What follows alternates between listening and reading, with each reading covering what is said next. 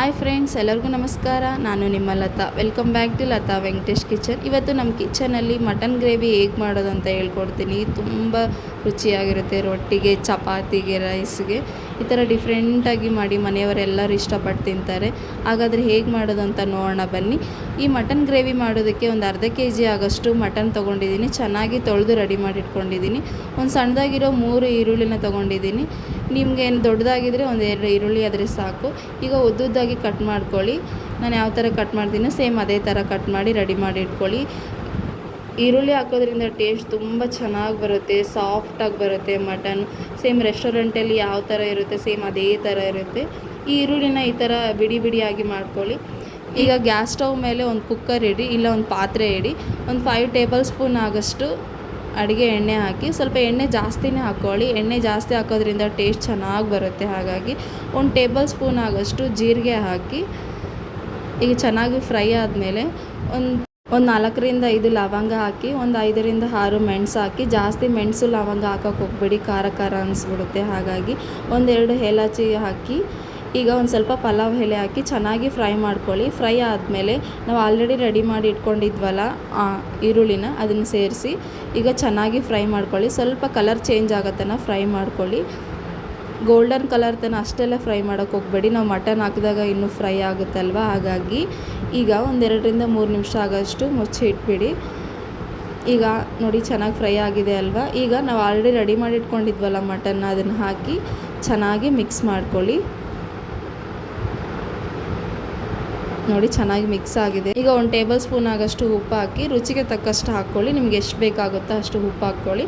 ಒಂದು ಅರ್ಧ table spoon ಆಗೋಷ್ಟು ಅರಿಶಿನ ಪುಡಿ ಹಾಕಿ ಚೆನ್ನಾಗಿ ಮಿಕ್ಸ್ ಮಾಡ್ಕೊಳ್ಳಿ.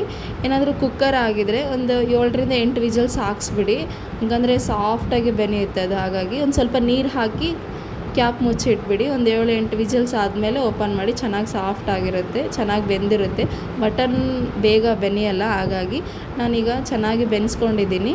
ಈಗ 1 ಟೇಬಲ್ ಸ್ಪೂನ್ ಆಗೋಷ್ಟು ಅಚ್ಚ ಖಾರದ ಪುಡಿ ಹಾಕಿ ಈಗ ಚೆನ್ನಾಗಿ ಮಿಕ್ಸ್ ಮಾಡ್ಕೊಳ್ಳಿ.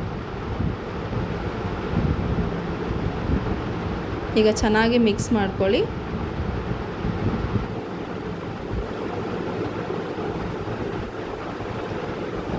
ನೋಡಿ ಮಟನ್ ಬೇಗ ಬೆನೆಯಲ್ಲ. ಒಂದು 7ರಿಂದ 8 ವಿಜಲ್ಸ್ ಆಗೋಷ್ಟು ಆದ್ರೂ ಕುಕ್ಕರಲ್ಲಿ ಕಂಪಲ್ಸರಿ ವಿಜಲ್ಸ್ ಹಾಕ್ಸ್ಲೇಬೇಕು, ಇಲ್ಲಾಂದರೆ ಮಟನ್ ಗಟ್ಟಿಯಾಗಿರುತ್ತೆ, ಆಮೇಲೆ ತಿನ್ನಂಗೆ ಅನ್ಸಂಗಿಲ್ಲ. ಹಾಗಾಗಿ ಈಗ ಒಂದು ಸಣ್ಣದಾಗಿ ಹೆಚ್ಕೊಂಡಿರೋ ಟೊಮೊಟೊ ಹಾಕಿ ಚೆನ್ನಾಗಿ ಮಿಕ್ಸ್ ಮಾಡ್ಕೊಳ್ಳಿ.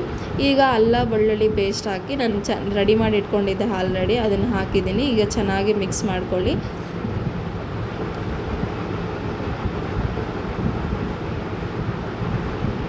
ನೋಡಿ ಕಲರ್ ಚೇಂಜ್ ಆಗಿದೆ. ಮಟನ್ ಅಂದರೆ ಕುದ್ದಿದೆ ಅಂತ ಅರ್ಥ. ಈಗ ಒಂದು ಸ್ವಲ್ಪ ಮೊಸರು ಹಾಕಿ, ಒಂದು ಅರ್ಧ ಕಪ್ ಆಗೋಷ್ಟು ಮೊಸರು ಹಾಕಿ. ಮೊಸರು ಹಾಕೋದ್ರಿಂದ ಮಟನ್ ಸಾಫ್ಟಾಗಿ ಚೆನ್ನಾಗಿ ಬರುತ್ತೆ. ಹಾಗಾಗಿ ಮೊಸರು ಹಾಕ್ಕೊಳ್ಳಿ. ಹುಳಿನೂ ಸ್ವಲ್ಪ ಜಾಸ್ತಿ ಆಗುತ್ತೆ ಅಲ್ವಾ, ಟೇಸ್ಟೂ ಚೆನ್ನಾಗಿ ಸೂಪರಾಗಿ ಬರುತ್ತೆ. ಹಾಗಾಗಿ ಈಗ ನೋಡಿ ಚೆನ್ನಾಗಿ ಬೆಂದಿದೆ ಅಲ್ವಾ. 1 ಟೇಬಲ್ ಸ್ಪೂನ್ ಆಗೋಷ್ಟು ಗರಂ ಮಸಾಲ, ಒಂದು 1/2 ಟೇಬಲ್ ಸ್ಪೂನ್ ಆಗೋಷ್ಟು ಚಾಟ್ ಮಸಾಲ, ಒಂದು 1/2 ಟೇಬಲ್ ಸ್ಪೂನ್ ಆಗೋಷ್ಟು ಮಟನ್ ಮಸಾಲ ಹಾಕ್ಕೊಳ್ಳಿ. ಚೆನ್ನಾಗಿ ಮಿಕ್ಸ್ ಮಾಡ್ಕೊಳ್ಳಿ. ಈಗ ಒಂದು 4ರಿಂದ 5 ನಿಮಿಷ ಆಗೋಷ್ಟು ಚೆನ್ನಾಗಿ ಕುದಿಸ್ಕೊಳ್ಳಿ. ಈಗ ನಿಮಗೆ ನೀರು ಬೇಕಾದರೆ ನೀರು ಹಾಕ್ಕೊಂಡು ಒಂದು ಸ್ವಲ್ಪ ಕುದಿಸ್ಕೊಳ್ಳಿ. ನನಗೆ ಸ್ವಲ್ಪ ಡ್ರೈ ಬೇಕು, ಹಾಗಾಗಿ ನಾನು ಸ್ವಲ್ಪ ನೀರು ಹಾಕ್ಕೊಂಡಿದ್ದೀನಿ. ನಿಮ್ಗೆ ಏನೋ ಸಾಂಬಾರು ಬೇಕಂದರೆ ಜಾಸ್ತಿ ನೀರು ಹಾಕ್ಕೊಂಡು ಚೆನ್ನಾಗಿ ಕುದಿಸ್ಕೊಳ್ಳಿ. ಈಗ 7ರಿಂದ 8 ವಿಜಿಲ್ಸ್ ಹಾಕ್ಸಿದ್ದೀನಿ. ಮಟನ್ ನೋಡಿ ಯಾವ ಥರ ರೆಡಿಯಾಗಿದೆ. ಈಗ ನೀವು ಒಂದು ಸಲ ಚೆಕ್ ಮಾಡ್ಕೊಳ್ಳಿ ಚೆನ್ನಾಗಿ ಬೆಂದಿದೆಯಾ ಇಲ್ವಾ ಅಂತ ಮಟನ್ನು. ಓಕೆ ಫ್ರೆಂಡ್ಸ್, ನೀವು ಒಂದು ಸಲ ನಿಮ್ಮ ಮನೇಲಿ ಟ್ರೈ ಮಾಡಿ ಹೇಗಿದೆ ಅಂತ ನನಗೆ ತಿಳಿಸ್ಕೊಡಿ. ಈಗ ನಾನು ಮಟನ್ನ ಸರ್ವ್ ಮಾಡ್ತಾಯಿದ್ದೀನಿ ರೊಟ್ಟಿ ಜೊತೆ, ತುಂಬ ಚೆನ್ನಾಗಿರುತ್ತೆ.